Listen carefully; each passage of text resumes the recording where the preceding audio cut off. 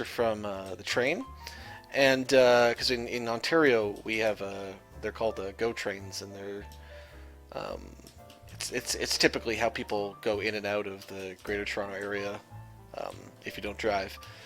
And anyway, when I had to go pick her up, I didn't realize it, but the only car we had at the house was my mother's, and she drove manual, and I'd never driven stick before, ever. So I fucking Googled it, and I learned how to drive stick in like an hour and a half, so I could go pick up my fucking sister from the train. So school didn't work for me because I guess I just was too. I liked teaching myself, and by the time I realized I liked teaching myself, school was over. So turn down the music. It might just be me talking really low. I can turn it down though if it's loud. The thing is, I just get really quiet when I'm slowly winding down here. I'll turn it down a little bit though.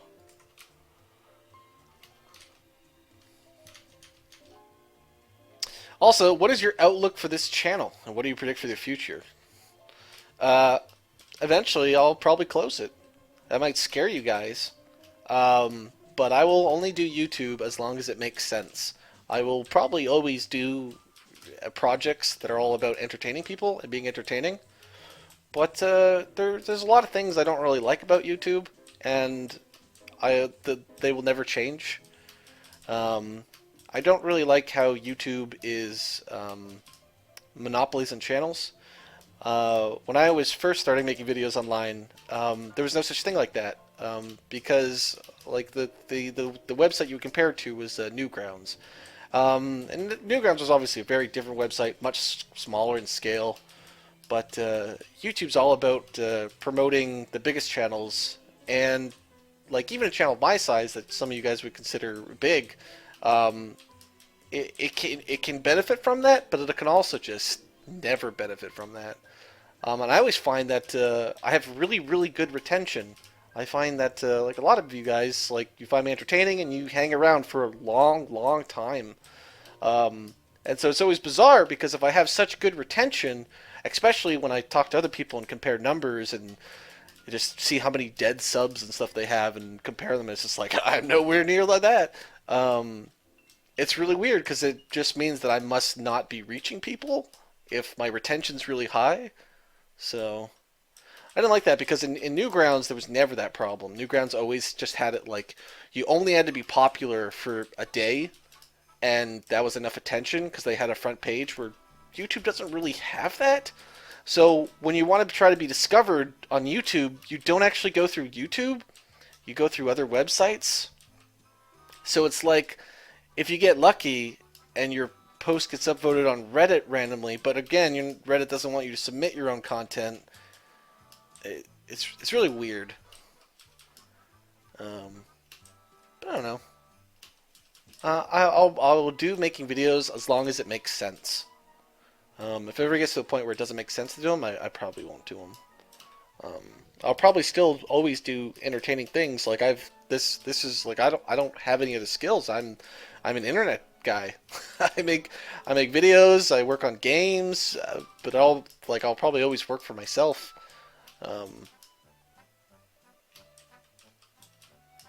But we'll see. Like maybe 5 years from now, we won't even use YouTube. That sounds crazy, but I wouldn't be surprised if it changed like that.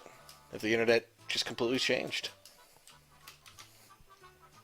Like a couple of years ago, it was all about websites, right?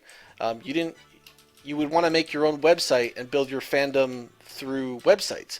But nowadays, it doesn't make sense to really have your own forums. It's better just to have a subreddit. It's better just to talk to people on Twitter. It's better just to live stream on Christmas if you want to engage your fans than having them just a public forum on a website.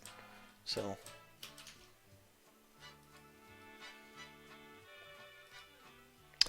Oh, you're going to be asleep by now. Hello, Willie. It is 3:45 a.m. here in Australia, so sorry if there's some grammar mistakes. This was 5 hours ago. She's definitely asleep.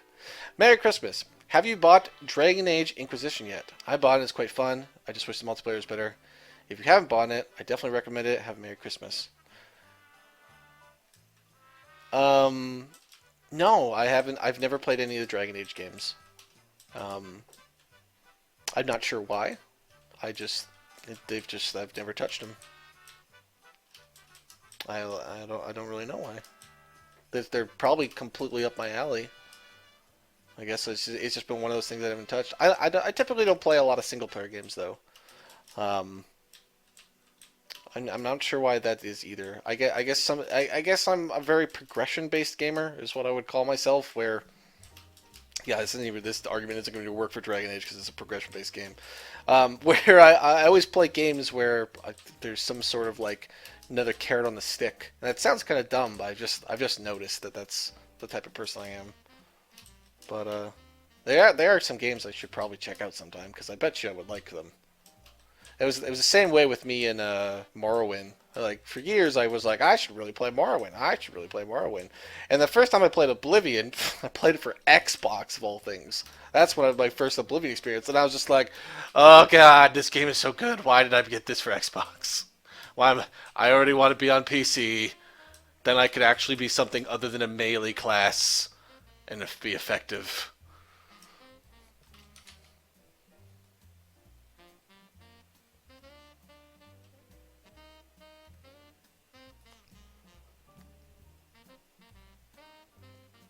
Dear William, Merry Christmas. I really have to tell you I'm impressed that you're streaming all day. It's great that you're concerned with making everybody's holidays a little bit better when they're alone. Now, I have a question for you. I know it's a bit of a sensitive topic, and I understand if you don't want to talk about it.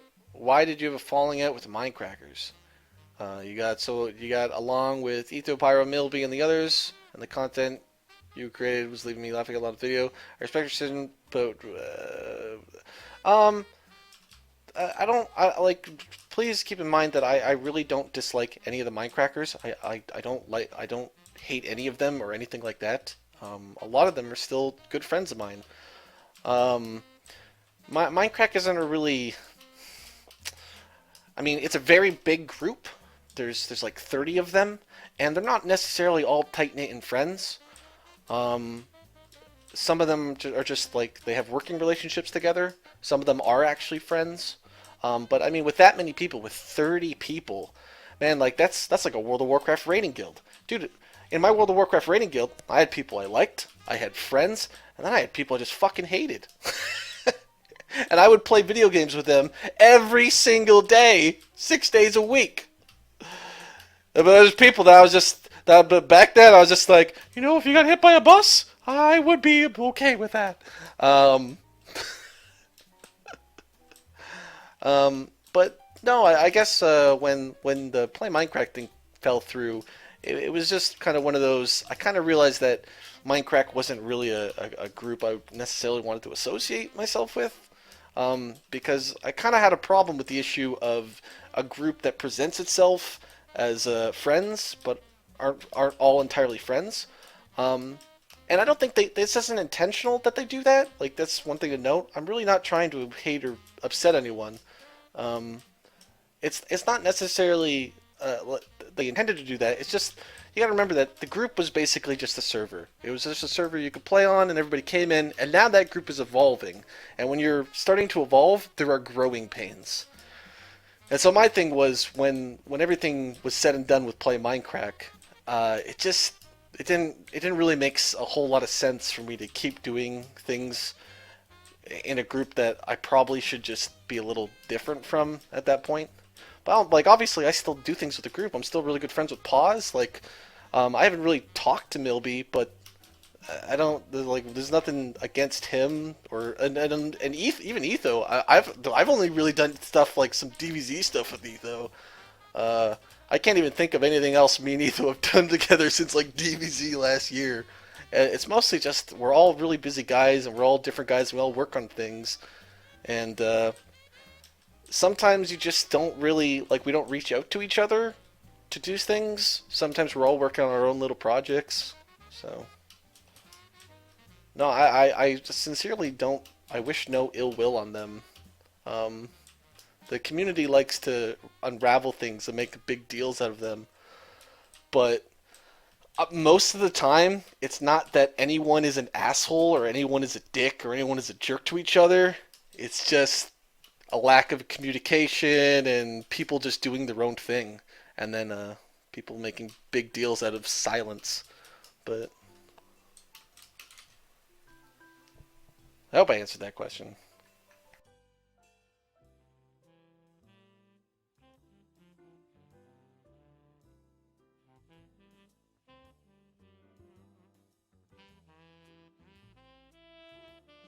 It's hard, man. It's hard because like people ask like why don't you do this series anymore or that series anymore, and it's the same. Like sometimes you just don't do video content with certain people anymore.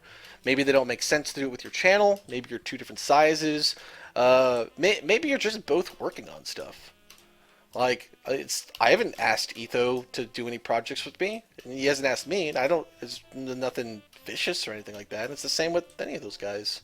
Just all working on our own little things. Dear Rob, thanks for all the content. You and the rest of the Buffalo Wizards never fail to entertain. My question: what's your favorite Christmas movie? Frosty Stillman. It's a shitty, shitty movie, by the way. Frosty Stillman is by far the worst Christmas movie. However, I've discovered it is by far the greatest drinking game movie of all time. It's perfectly set. I believe they say so. The drinking game you play with Frosty Snowman is you take a drink, a sip of your drink, every time they say the word snow. Within the first 5 minutes of Frosty the Snowman, they say snow about 30 or 40 times. And then it gets a little bit slower and a little bit slower and a little bit slower. But it's amazing because right off the bat, just everybody's like, "Oh God, Frosty the Snowman, snow, snow, snow, fuck you, drink snow." And we did that for a live stream. I think it was last year or the year before that, and it was really really funny. But that's probably now my favorite movie because anytime we do a holiday drinking game, it's that movie.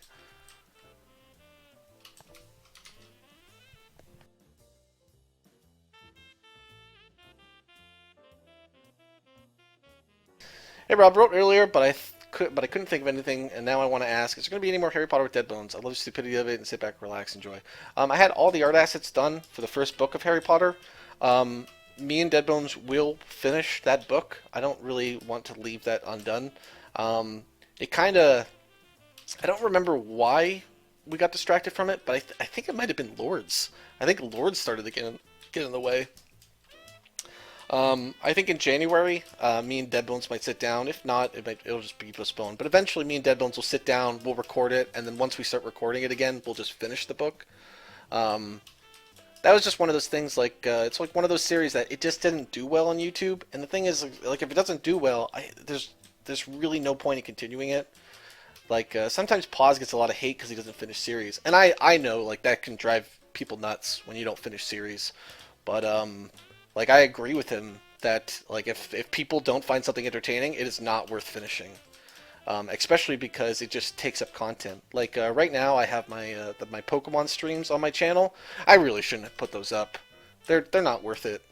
Um, like they get a third of the views, and even if you want to be like, oh, that's because so many people watch it live stream, and it's like, no, they don't. I get like 3,000 people live streaming it. It's very clear that my core audience does not necessarily enjoy Pokemon.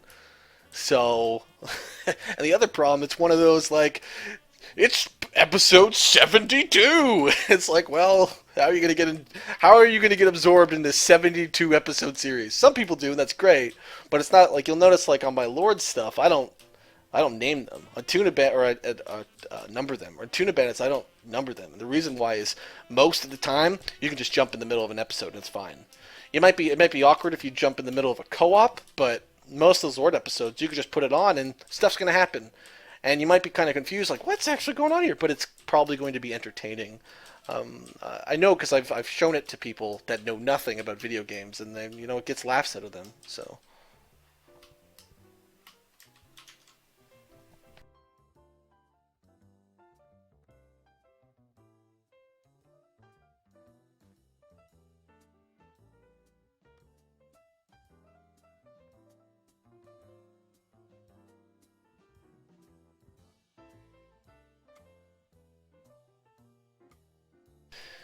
From James, when and why did you decide to start making content on the internet for YouTube? YouTube was just an evolution point for me. You'd have to go a lot further back. when I made my YouTube channel, like sometimes people like look at my YouTube channel and they try to calculate its growth, but the thing is like even back then trying to say like you if you look at my YouTube channel, you want to be like, God, how did he get so big so fast compared to all these other Minecraft YouTubers? It's because I was already doing videos online. Um, when I was in my first year of university, I was taking programming, and it was a waste of my time. Like I was learning nothing in the classes. I wasn't bothering to show up to half of them. I didn't enjoy it at all. I didn't enjoy the teachers. I didn't enjoy the language. I didn't enjoy anything in it. I got a contract to do my Unforgotten Realms cartoon for Escapist magazine. And back then, um, they were paying me $750 an episode, and that was crazy to me. I was like, "Whoa, really?" Because I knew I could probably do an episode, every week or two, and I was like, "Dude, that's crazy money for just like at the time that was absolutely crazy." So I took that job, and eventually I actually got it. So I was making more than that. I was getting 1,500 episode and doing an episode a week. And honestly, if Escapist magazine didn't fucking suck and actually could just pay me, I probably still would have done it. Now, whether they were overcharging me or something, I'm not sure. I don't know how like their revenue streams were going, but like that was fantastic at the time, and I loved it. Uh, and I built up a following that I already kind of had a following from things like Jimmy the World of Warcraft story, things like Splash Attack, the original Unforgotten Realms, but it really started to go there. But the thing is, that took everything out of me. Like doing an episode every week, that was it. That was all I could do. I couldn't do anything else. And when I left Escapist, um, I I tried doing like the DVD game, like I'll just try and pre-order and sell a season of DVDs. Like this was before Kickstarter stuff existed. This was probably like 2009, 2010. And I tried to do like pre-orders for DVDs, and a lot of the fans supported me, but I only made like 30% of what I would like to make in a season, and even 30% was like this is all before taxes and stuff like that. Like I was never a wealthy person, so but even back then it was just like not enough. And so I was like, okay, well, I'll try to do some URUMS videos, and then I'll also try to just do some other videos, because if I put up more videos, I'll be able to cover my bases. Trying to do merchandise was a nightmare. I will never, ever, ever do merchandise myself again. It will never happen. Um, that's why things like that Team Pikachu shirt, I'm not getting it printed. Man, I still have boxes of my Roman shirt that I try to give away at for different things. But merchandise was just terrible, because when you're doing merchandise and you're doing it out of your apartment, you're basically not making content. You're just putting things in envelopes and sending them. People always ask me like, "Oh, where about Unfarmed Realms DVDs?" And it's like, well, there's no great way to sell them. It's better just to give them away for free on the web, or digital downloads and stuff. But I used to. So back then, though, like on YouTube, you couldn't make money. Like I still have not passed my first real YouTube video, which was the Jimmy the World of Warcraft story. That thing's sitting at like 8 million views. And that thing's crazy. Like it actually still makes me like $25 to $50 a month, just off that one video, just every month. Just like any of those the YouTubers that do like those music videos that will just forever just get building up millions of views because people will get nostalgic about it and go back and watch. They'll always do well. Like my Moody Booties, even if they don't do necessarily well right now, there will be people who just go back and they watch it once a month, and they'll go listen to the music and stuff, and that's where like those residual views keep coming from. But yeah, so what happened is like I was working for Blip, or I was basically now I'm on my own trying to do Blip TV and merchandise and all this stuff all at once, and I have no idea what I'm doing. And this is like, so I'm Let's Playing before Let's Playing is on like YouTube and people are making livings on it. I'm doing it on Blip TV. I remember I actually talked to like a lot of people on Newgrounds about it. I remember even like telling Eagle Raptor of the Game Grumps. I had a conversation with him about Blip TV versus YouTube, and he was because he was interested in how much you can make off Blip TV, and I shared some numbers with him. Because back then there was no point in putting anything on YouTube because you couldn't get attention. Now, in hindsight, it would obviously have been better to build a channel up, but I mean, there's a lot of things in hindsight I would have loved to done differently. So these days, I try to stay on top of whatever social media platform. That's why, like, this year, I completely just went towards Reddit. I was just like, all right, we need to just everything I do. We're not doing special forums or anything. Just do a Reddit on it, because that is what people use right now to communicate um, through communities. They don't like, there are forums, like I know there's like Rooster Teeth forums and stuff that are still popular and stuff, but trying to start one and trying to keep up things like the old Urums forums did not make sense. So what happened is, like, I was working for Blip TV and I'm making these videos, and I realized that, okay, if I put out an episode of Unforgotten Realms, it's going to get 50,000 views. Cool. Or me and Roman can go play video games for 10 hours, okay? And each video will only get 10,000 views, but it will make 20 of them. And it became like, well, this one takes me an entire week of doing nothing but working on it, and this one takes me an evening with Roman, and obviously is going to make me 3 or 4 times the amount of money just because of the sheer amount of content you can produce. So it's a balance though, because you have to do you can't just do Let's Plays. Like, you can't just, like, I see all these small time YouTubers and they dump hours and hours into just, here's me playing this game, part 72, and that shit doesn't work, because you need to have some, like, you can coast on them. Like, once you have a following, if people just like you for you, by all means, you can coast. Like, I could go play any game, right? I could record myself playing Hearthstone, just playing it, and I could put it up, and it would probably get 5 to 10k views. But in order to actually grow and get new fans, you have to work on big projects. You have to do things that can get you noticed on the internet. And so I still try to do things like Played It for the Plot I did last week, and Moody Boodoos, and doing things like Lords, and trying to expand the community. And I will do new stuff next year. I'd like to get back into doing animations. I recently talked to the guy who did the cartoons for DBZ, not the cartoons, like the comics. When I did Tales of Bruce Willikers, he's gonna make me a batch. I'm gonna put some of those later this year. I still have this DBZ movie that's, like, done. It's not done, but it requires me just to do all the editing components of this cool comic book that tells the story of Verandra. So it's a weird balance, because basically you do some content, and that content is what you make your living off of, and then you do some content, and that content is what makes you grow, I guess. So, like, if you ever decided, like, I want to be a YouTuber, you probably should not do Let's Plays. You should probably just do projects that can get noticed. What is that, Rob? Well, that's the question. that's the thing every YouTuber is trying to do, is do things that are new and entertaining and fresh and cool and people like. So.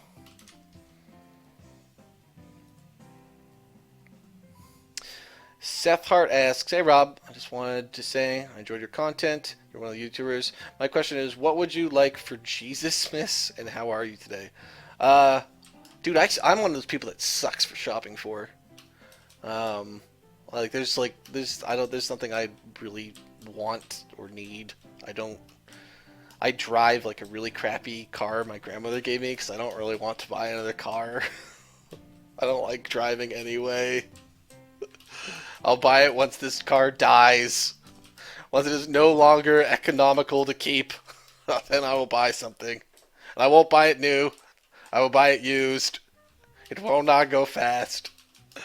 I don't think I'll ever live in a house. By all means, I could change my opinion in a couple of years, but I really like apartments. I really like renting. I don't know. I'm a hermit in those ways.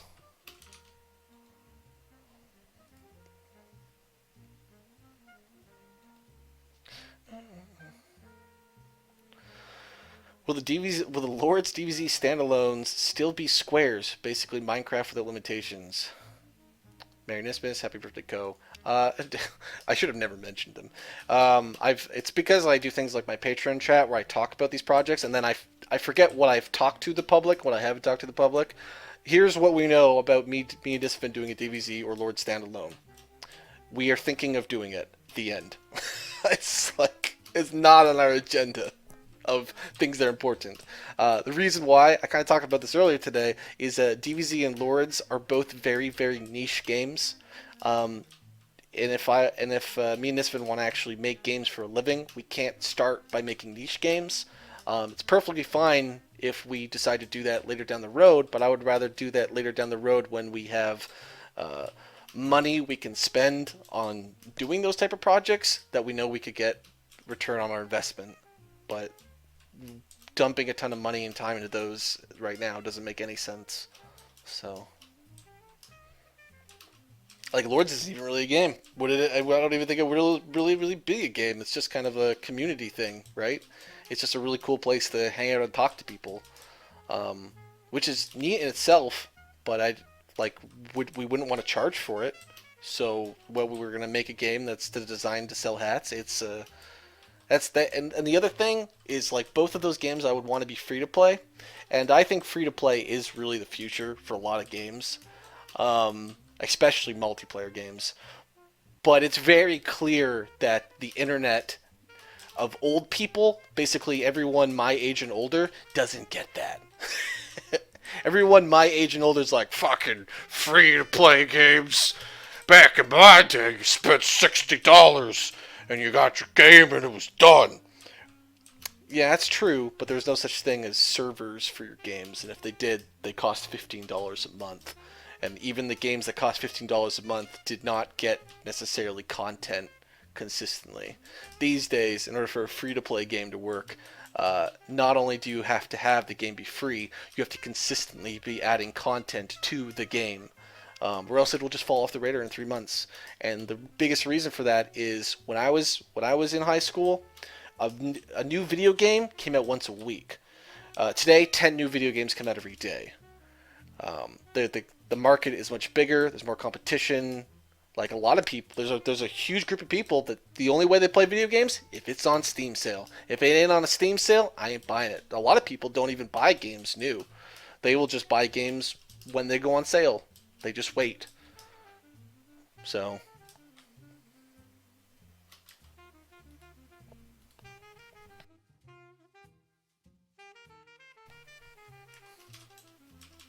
that like I'm like I really respect companies like Blizzard. They're not perfect. They obviously make some mistakes, but they do a lot of smart things that I really respect. Like, I thought that the auction house in Diablo 3 was genius. I still think it is. I understand why it doesn't work and why they removed it, but like, at the time, man, the internet was just eating them alive, and it's like, I can understand, because basically the auction house already existed. It was just called the black market. You could get any item you wanted in Diablo 2 off the forums. All they've done is made it so, instead of trading with shady, people in an Asian country who are selling money for US dollars because it's profitable for them, you're just doing it in the game client. And people got, like, all pissed off, like, oh my god, it's so pay to win.